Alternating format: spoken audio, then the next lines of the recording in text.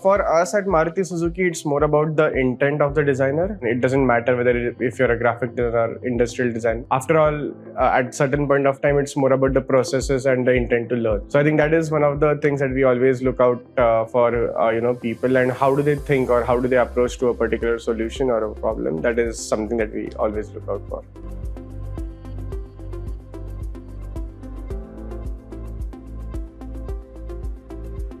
I think for me, it's balance of all three.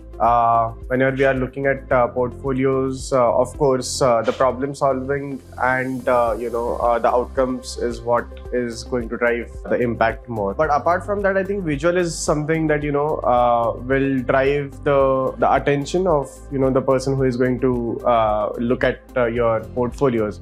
Because I see a lot of people these days, who are good designers, but as soon as I, open their portfolios, and then the disappointment comes once you don't see the design skills applied on the portfolios itself. So of course, as a designer, your visual skills should be, balanced. But I think the major part comes into the problem solving and the impact that you bring to the table.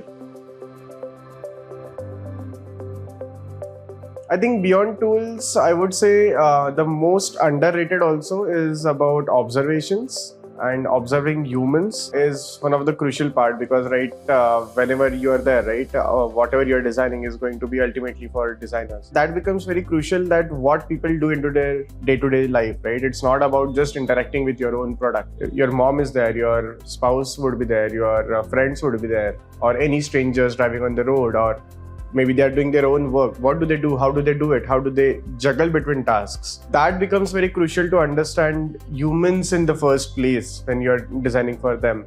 And once you start observing people, observing is not just staring at people, but just look at what nuances they do on their day-to-day life. How does their day looks like? Maybe a housewife would have a very busy schedule that way. She's running between multiple tasks, and when you give a product to her, now that product has to fit her in her lifestyle, right? It doesn't have to be force fitted, but it has to flow seamless into her lifestyle.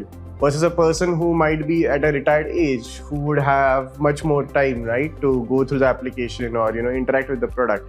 So that becomes very crucial, and I think that's why observation is one of the skills I always tell people to always focus on.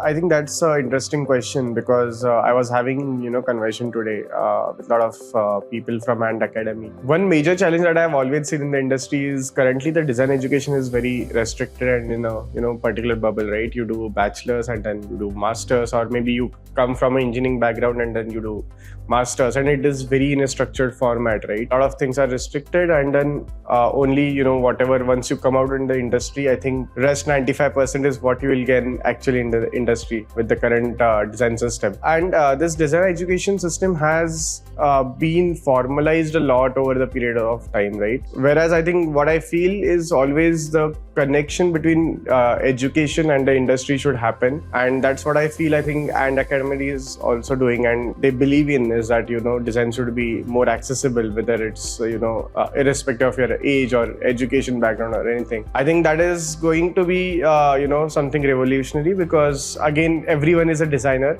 but you just need to have a right kind of mentorship and directions for the people to guide you better. So yeah.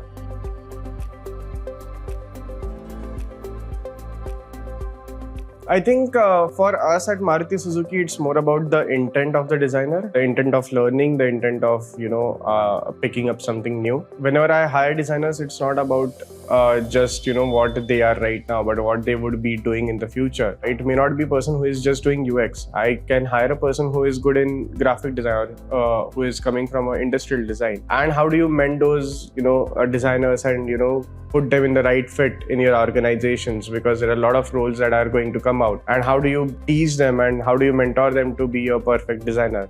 Because as I said earlier as well, right, designers, everyone is a designer, and then it doesn't matter whether if you're a graphic designer or industrial design. After all, at certain point of time, it's more about the processes and the intent to learn. So I think that is one of the things that we always look out for people, and how do they think or how do they approach to a particular solution or a problem. That is something that we always look out for.